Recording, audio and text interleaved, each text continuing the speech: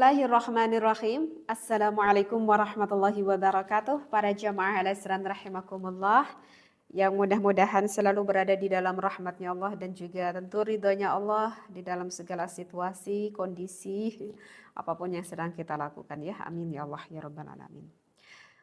Bismillah walhamdulillah wassalatu wassalamu ala rasulillah. Para jamaah al-Isran rahimakumullah, di antara wa'dunya Allah ataupun janji-janjinya Allah, Allah telah berjanji akan memasukkan bagi orang-orang yang mukmin dimasukkan ke dalam syurganya Allah. Yang mana kita ketahui bahwa syurganya Allah itu penuh sekali dengan kenikmatan-kenikmatan yang begitu sempurna. Yang mana sifatnya surga itu tiada mata yang pernah melihat, tiada telinga yang pernah mendengar, dan juga yang tidak pernah terbersit oleh hati atau berada di dalam luar bayangan kita. Sebagaimana kita membayangkan begitu indahnya surga Allah itu, maka itu sangat jauh sekali dari apa yang kita bayangkan. Subhanallah. Itulah nikmat surga Allah yang akan Allah berikan kepada kita bagi orang-orang yang ketika wafatnya berada di dalam keadaan mukmin, berada di dalam keadaan takwanya kepada Allah Subhanahu wa taala. Bahkan para jamaah al-Islam rahimakumullah, di dalam surga itu ada salah satu kenikmatan yang bisa dinikmati oleh kita, yaitu bidadari surganya Allah. Ini kalau berbicara bidadari ini kayaknya yang doyan laki-laki nih. Dan Tata pernah baca di dalam kitab Daqaiqul Akhbar bahwa sifatnya itu bidadari surganya Allah, subhanallah. Itu bidadari surga, rambutnya yang terbuat dari helai-helaian sutra, kemudian tubuhnya, aromanya yang begitu sangat wangi sekali dengan aroma-aroma surganya Allah. Bahkan di dalam itu kitab dikatakan andaikan, ini andaikan ya, andaikan itu bidadari surganya Allah meludah, ya satu ludahan saja diludahkan ke alam dunia, maka seluruh alam dunia itu akan penuh semerbak dengan wewangiannya. Subhanallah, itu baru ludahnya satu bidadari loh. Apalagi bidadarinya ya. Ini kayaknya yang senang mendengar para bidadari ini para kaum Adam ini.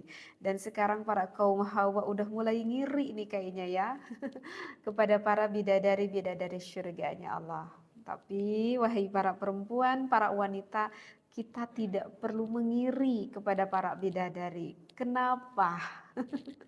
Secantiknya bidadari, seindahnya bidadari, sewanginya bidadari, kalau kita dikersakakan oleh Allah akan masuk ke dalam syurganya Allah, maka Rasulullah Shallallahu Alaihi Wasallam ada makhluk yang begitu lebih indah daripada bidadari.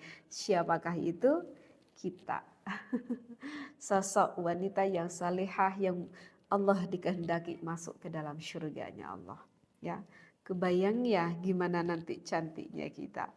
Cantiknya bidadari saja itu diceritakan di dalam kitab Daqaiqul Akhbar.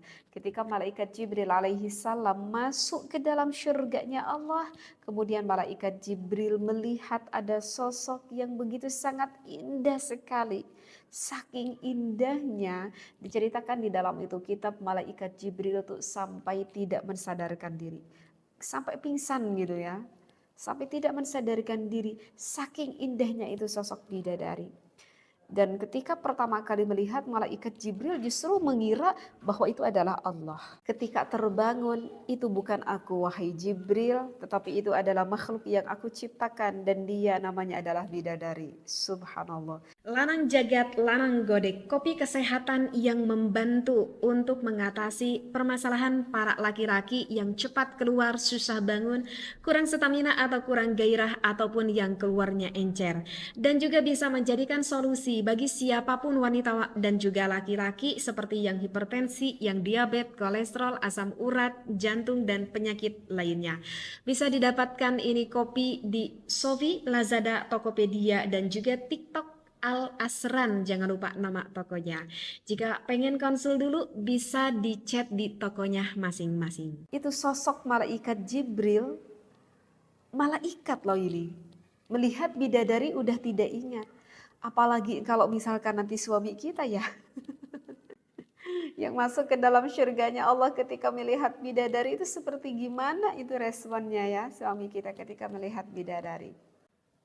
Jadi sekali lagi bagi para wanita tak perlu mengiri kalau misalkan kita masuk ke dalam syurganya Allah maka kita akan lebih indah, lebih cantik dari bidadari tersebut.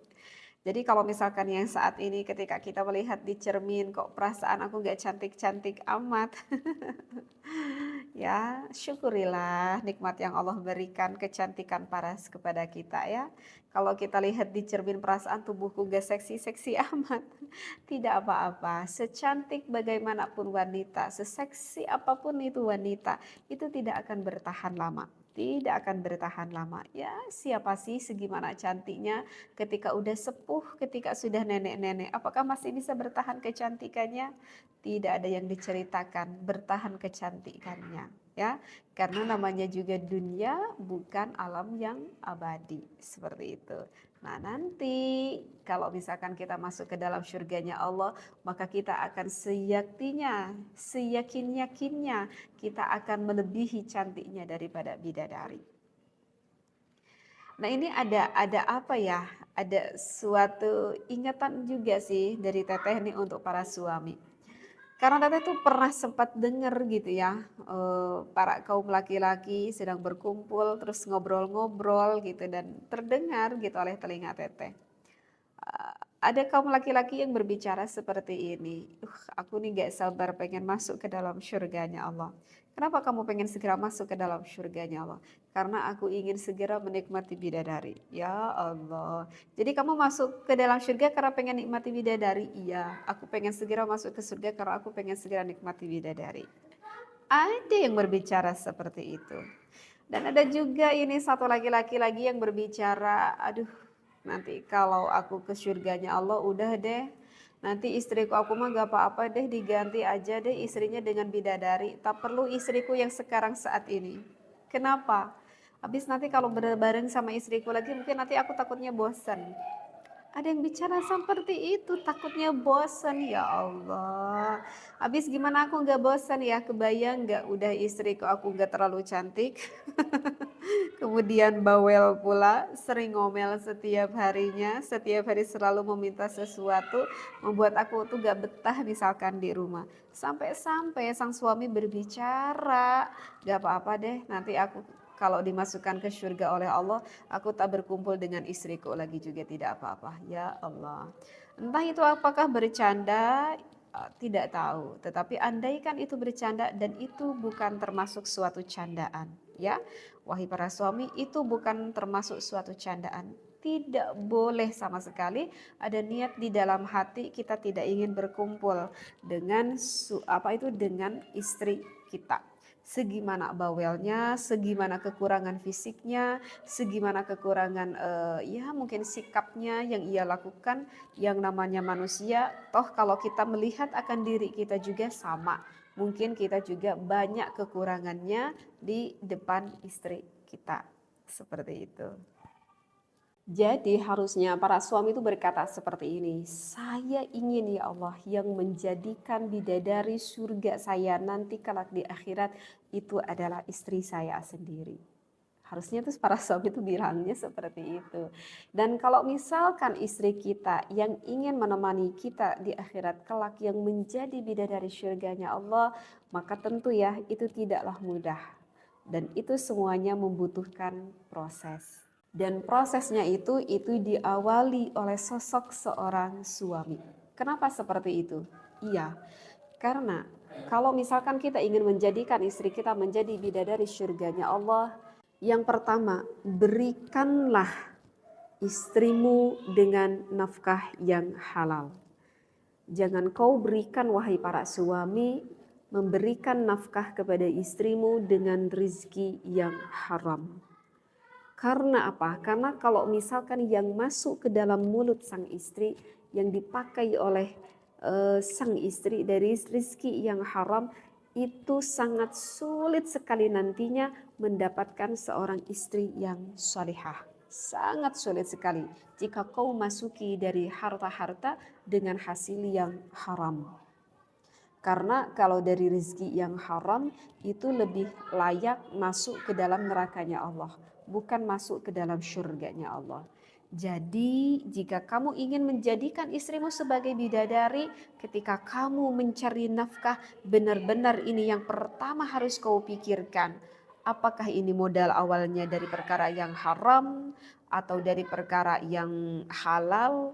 Apakah ketika kita berusaha menjalani ini usahanya ada sesuatu yang diharamkan atau tidak? Seperti itu.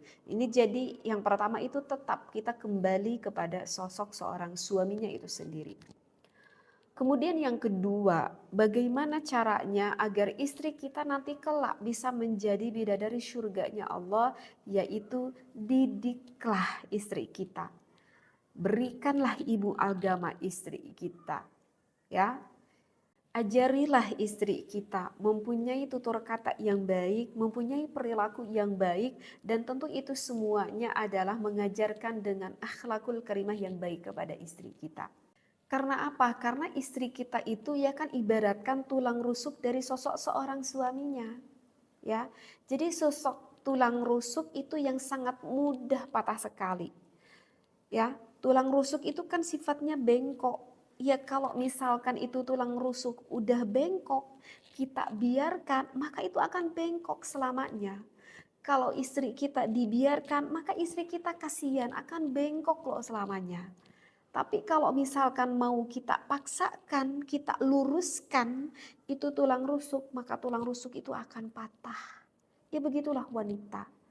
Maksudnya bagaimana dengan apa yang maksud saya katakan ini? Itu adalah jika seorang suami ketika memberikan pendidikan kepada istrinya harus penuh dengan kesabaran dan penuh sekali kesabaran. Ya, karena istri kita itu tulang rusuk dari kita. Dibiarkan ya kasihan istri kita akan bengkok selamanya. Kalau dipaksakan takutnya nanti patah.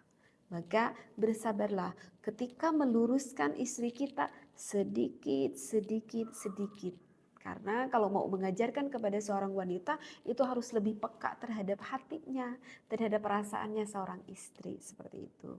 Jadi kalau misalkan suami udah tahu nih kalau kewajiban seorang suami itu harus memberikan pendidikan gitu ya kepada istri kita, bertanggung jawab misalkan di dalam segi agamanya. Itu sebetulnya nggak cukup dengan kata perintah aja. Yang penting aku sudah melaksanakan kewajiban aku udah mengingatkan istri aku misalkan. Istri aku nih kebetulan malas sekali kalau mau sholat itu udah aku beritahu tapi tetap aja gitu ya udah aja deh. Enggak seperti itu. Jadi tidak cukup hanya sebatas udah deh aku udah cupar kewajiban, enggak seperti itu. Karena saat laki-laki menikahi sosok seorang wanita, berarti itu laki-laki yang sekarang sudah berubah menjadi sosok seorang suami yang sudah mengambil kewajibannya dari ayahnya istri kita. Karena yang sebelumnya istri kita itu adalah kewajiban, yang mendidik itu adalah ayahnya. Ketika kita ambil istri kita maka kewajiban itu kembali. Apa itu maksudnya? Beralih kepada diri kita sebagai seorang suami. Sedangkan yang namanya tarbiyah itu mendidik ya. Sedangkan yang namanya tarbiyah atau mendidik itu sangat berbeda sekali dengan kata perintah. Beda sekali mendidik dengan memerintah. Nah, itu yang harus digarisbawahi dulu oleh seorang suami. Jadi seorang suami itu ketika mendidik seorang istrinya itu harus dengan berbagai cara ya mungkin yang lebih menyenangkan kepada istrinya. Jadi berilah pendidikan istri kita itu dengan penuh adab ya, dengan penuh akhlak, dengan penuh rasa menyenangkan agar nanti sang istri ketika menerima ilmu dari sang suaminya itu sang istri itu merasa senang hatinya, tidak merasa sedang tergurui gitu seperti itu. Ya kita cari cara aja lah, kita bisa gunakan cari cara aja. Dulu juga kan kita sebagai seorang suami ya, sebelum menikahi istri kita kan kita itu mau meluluhkan hati calon istri kita itu kan dengan berbagai cara ya. Misalkan di SMS, kalau sekarang di zaman SMS ya. Misalkan itu di chat, di WhatsApp nggak dijawab, aduh aku ganti cara deh, sekarang aku langsung telepon aja misalkan.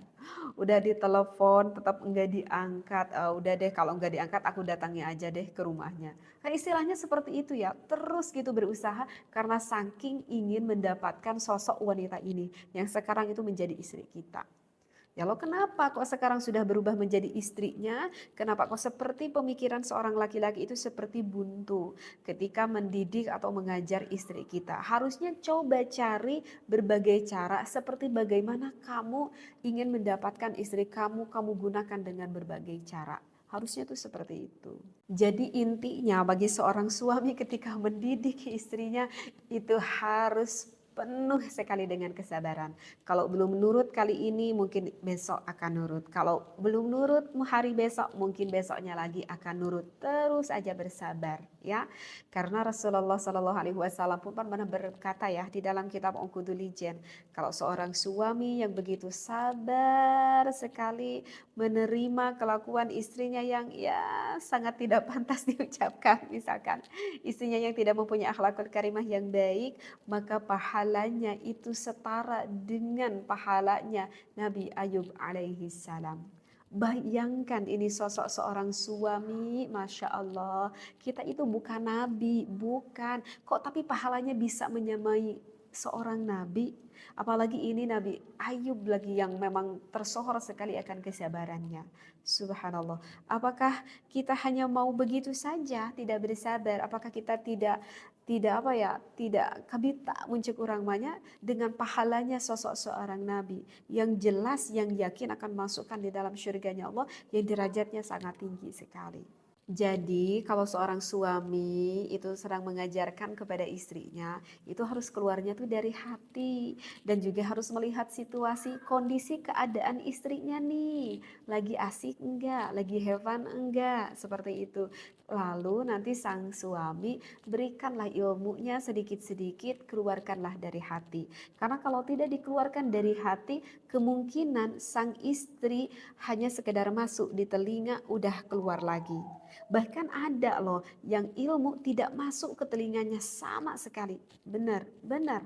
Karena hati itu, maksudnya karena ilmu itu kan ibaratkan nur, ibaratkan cahaya. Jadi kalau misalkan hatinya tertutup, itu telinga tidak akan pernah mendengar ilmu sama sekali.